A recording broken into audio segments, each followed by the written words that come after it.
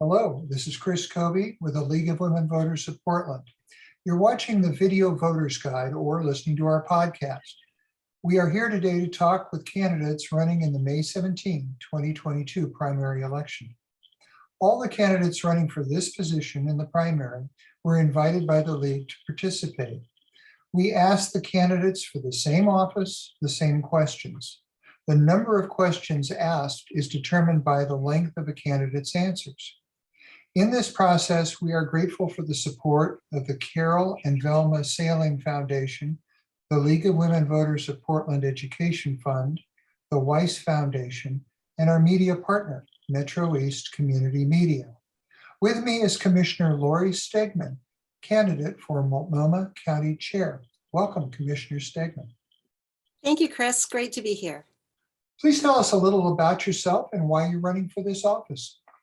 Yes, thank you so much for this opportunity and love the League of Women Voters, so thank you.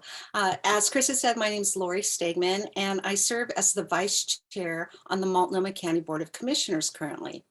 I am an immigrant. I am the first Asian American to ever serve on the board in 168 years. I grew up in the Rockwood neighborhood of Gresham, one of the lowest income and most diverse communities, where I've owned a small business for nearly 30 years. I'm the only commissioner who has demonstrated leadership across all 5 of the major cities in the county, which is no easy task considering the rural and urban areas in my district. But those deep relationships have resulted in a $40 million investment in homeless services, plans for an East County Homeless Service Center with 50 beds of alternative shelter, 334 new units of deeply affordable housing, a food bank, and a partnership with the Multnomah County Sheriff's Office's HOPE team to connect houseless residents to services. The 2 most urgent issues facing our community are homelessness and public safety. And that's why I'm laser focused on implementing solutions that address the drivers of these crises. I believe the root causes of these issues are generational poverty, trauma, shame, addiction, and racism.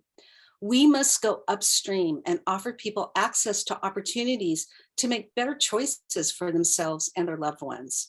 By making our communities stronger and safer is how we can reclaim lives and build community resilience.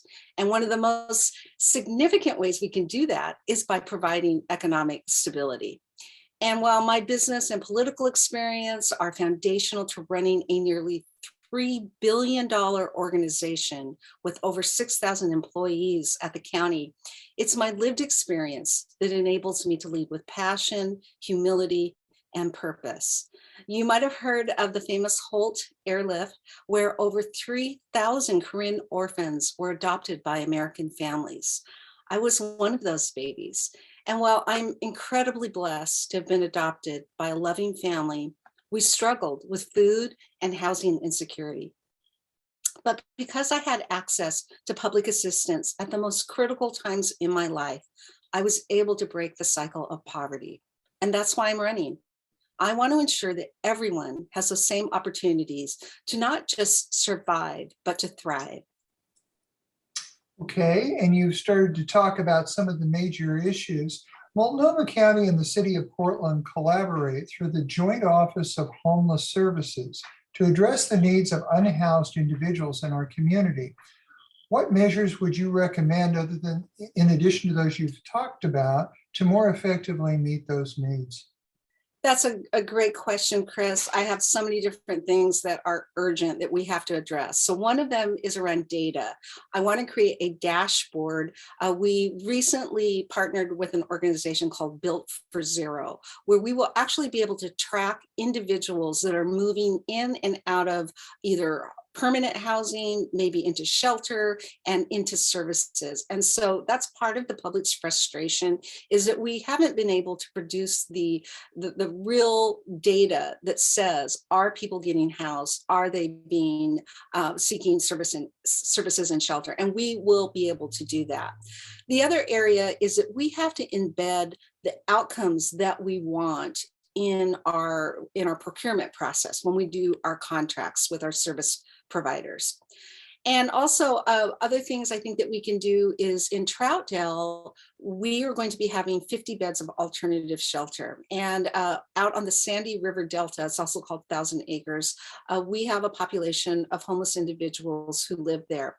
And my hope is that when we get this alternative shelter, is that we can go out and offer services to those individuals living there. And then coupled with the Oregon Department of State Lands, at this point, it technically is not allowed to camp, but we don't want to displace people just to displace them. At least I don't. I want to make sure that if people are moved, they're actually moved into housing and into supportive housing services or alternative shelter. So by geographically helping people get access to services is one way we could do that. The other thing is that I led the transfer of nearly 4 acres to Home Forward in Troutdale. We will be building 100 units of deeply affordable housing. So a lot of people always say, you know, jurisdictions have property. Why don't you give that property for nonprofits to build housing? That's exactly what I'm doing. We also created 224 units of affordable housing in Rockwood called the Rockwood Village. And it was around a land use issue that I was able to clear the way. Otherwise, this development never would have gone forward.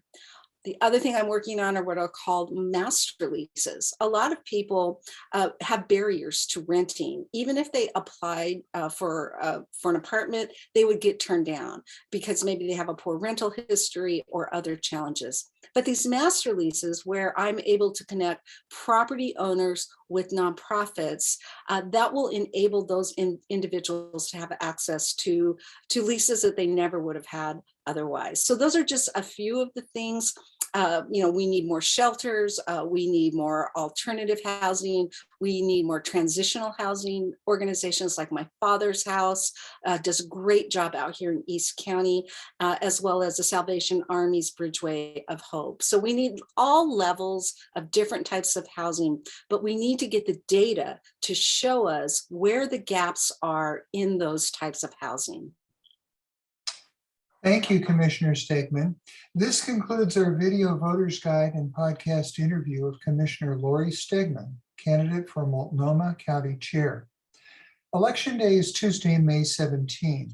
Thank you for informing yourself about the candidates and for exercising your right to vote.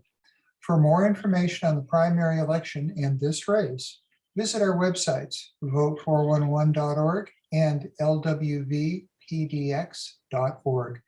Thank you for your interest.